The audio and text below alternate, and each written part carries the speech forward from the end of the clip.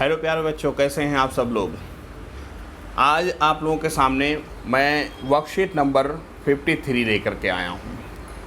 Worksheet number 53 date है आज की 4/9/2020, यानी आज ही की डेट की वर्कशीट है। कक्षा 6 से 8 तक के लिए है और आज की एक्टिविटी भी बहुत दिलचस्प है, बहुत अच्छी है एक्टिविटी। उम्मीद करता हूँ कल वाली एक्टिविटी बहुत अच्छे से आप लोगों ने किया होगा और हमने ग्रुप भी देखा, बहुत अच्छा प्रयास कर रहे हैं बच्चे। आप लोगों का काम बहुत अच्छा लग रहा है, दिख रहा है काम, और हमारे बच्चे बहुत अच्छा काम कर रहे हैं दूसरे स्कूलों के मुकाबले में। आप इसी तरह से जुड़े रहिए, बहुत अच्छा लग रहा है। हमें ऐसा नहीं लग रहा है कि हम स्कूल में नहीं हैं, अपने बच्चों से कनेक्ट नहीं हैं। हमें ऐसा लग रहा है कि आप लोग हमारे सामने हैं, हमारे बच्चे हमारे सामने हैं। हम जो काम दे रहे हैं बहुत अच्छे तरीके से कर रहे हैं।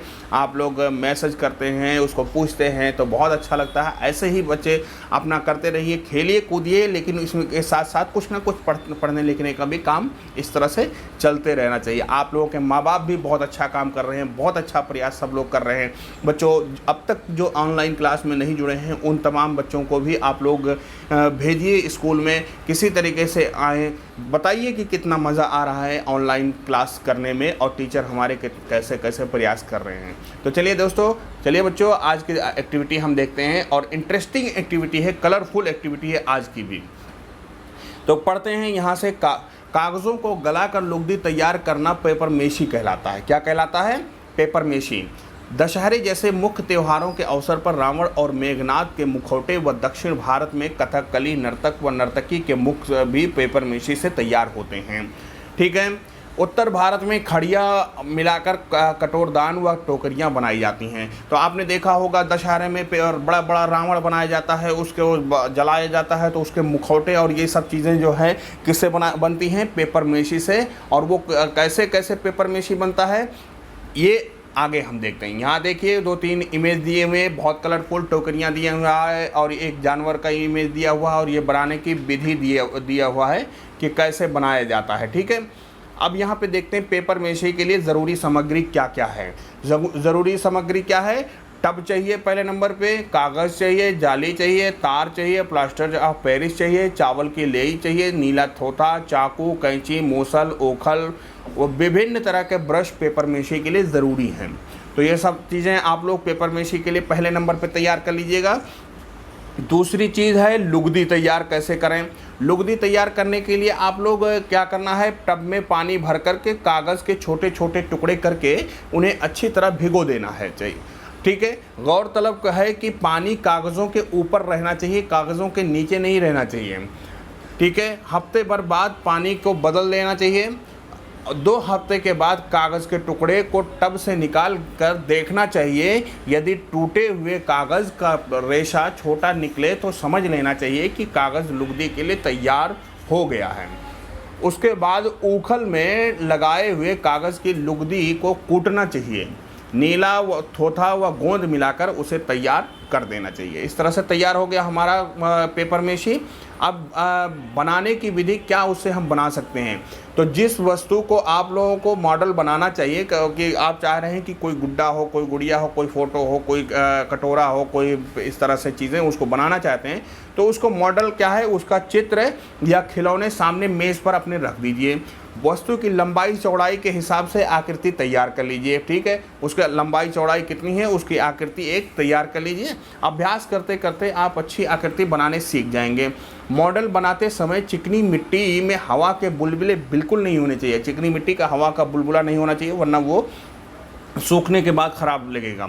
साथ ही तैयार आकृति के छायादार स्थान पर सुखानी चाहिए। सूखने के बाद धूप में रखनी चाहिए।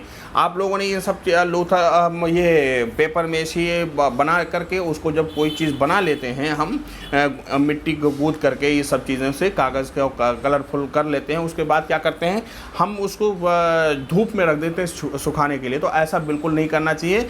छाँव में पहले रख करके उसको सुखा लीजिए। उसके बाद में जब सूख जाए तो कुछ नमी रह जाए तो फिर धूप में रखना चाहिए।